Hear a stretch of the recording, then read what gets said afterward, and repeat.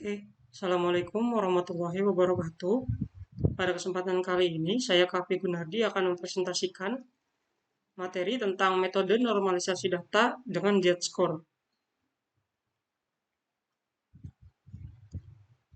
Pada presentasi kali ini, saya akan menerangkan yang pertama itu apa itu normalisasi data, yang kedua konsep metode Z-score, yang ketiga ilustrasi dan contoh datanya, yang keempat proses dengan menggunakan bahasa pemrograman Python, dan yang kelima adalah kesimpulan.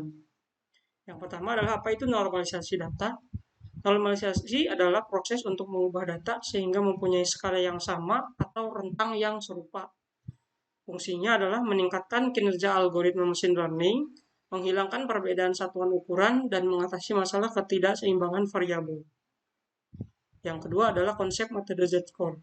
Z-score sendiri juga dikenal sebagai standar score, yaitu salah satu metode normalisasi yang paling umum digunakan. Z-score sendiri adalah metode statistik yang digunakan untuk menstandarisasi dan mengukur seberapa jauh sebuah titik data berada dari min atau rata-rata dalam satuan standar deviasi. Tujuannya adalah untuk memudahkan perbandingan antara data yang berbeda skala dan distribusi. Dengan menggunakan Z-score, kita dapat menentukan apakah suatu data itu berada di atas atau di bawah-bawah rata-rata populasi dan seberapa jauh dari rata-rata tersebut. Berikut adalah rumus dari metode Z-score. Dengan X adalah nilai dari setiap titik data, kemudian mu rata-rata dari seluruh titik data dalam distribusi, dan sigma adalah standar deviasi dari seluruh titik data dalam distribusi. Kemudian dari contoh rumus Z-score tadi, ada ilustrasi dan contoh data.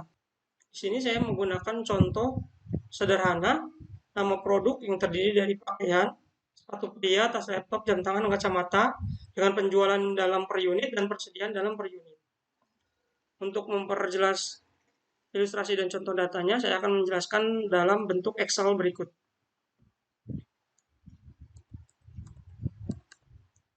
Sini terdapat 5 baris data yang terdiri dari nama produk, penjualan dalam unit, dan persediaan dalam unit.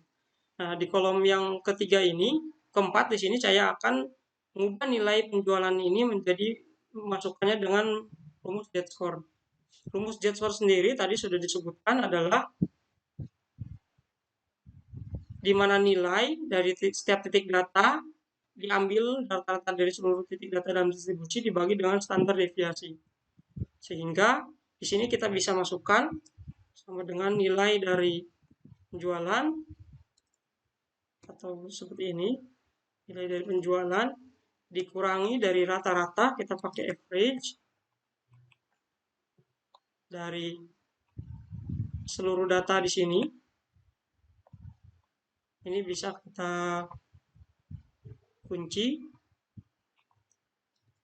Kemudian nilai ini dikurangi oleh rata-rata, kemudian dibagi oleh standar deviasinya.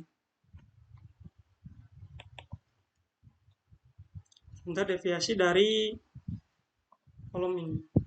Ini juga bisa kita kunci.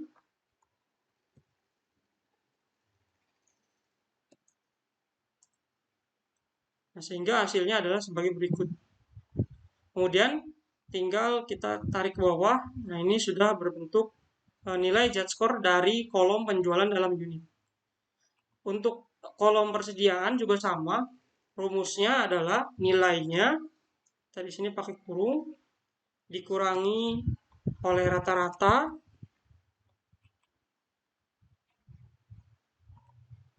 kita kunci. Kemudian dibagi oleh standar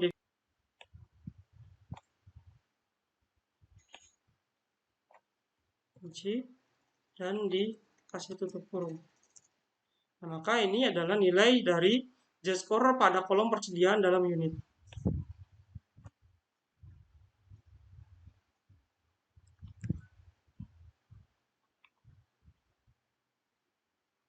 Begitulah ilustrasi dan contoh data bila dijelaskan dalam bentuk Excel. Nah, selanjutnya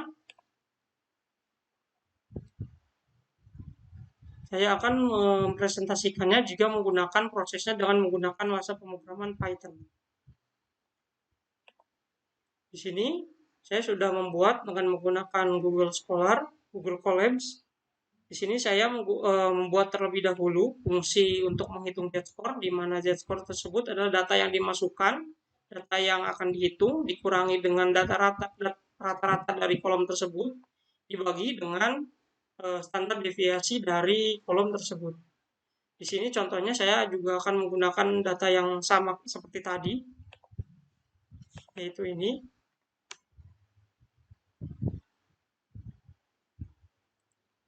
Di mana nanti kita akan bandingkan nilai yang sudah dihitung secara manual menggunakan Excel dan nilai yang dimasukkan menggunakan bahasa pemrograman Python.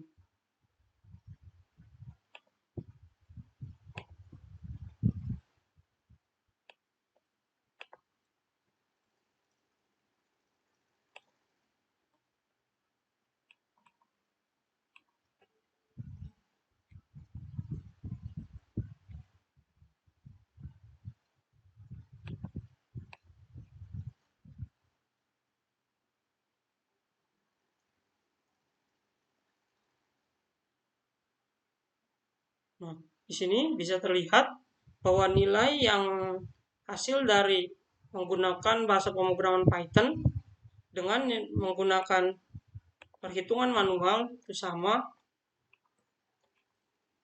155 dan di sini juga 1564 minus sehingga dapat disimpulkan bahwa Z-score adalah metode statistik yang digunakan untuk menstandarisasi dan mengukur seberapa jauh sebuah titik data berada dari mean dalam satuan standar deviasi. Perhitungan Z-score memungkinkan perbandingan yang adil antara data yang berbeda skala dan distribusi. Semakin besar nilai Z-score, semakin jauh data dari mean, baik ke arah positif maupun negatif. Begitulah penjelasan saya tentang metode Z-score kali ini. Kurang dan lebihnya mohon maaf. Assalamualaikum warahmatullahi wabarakatuh.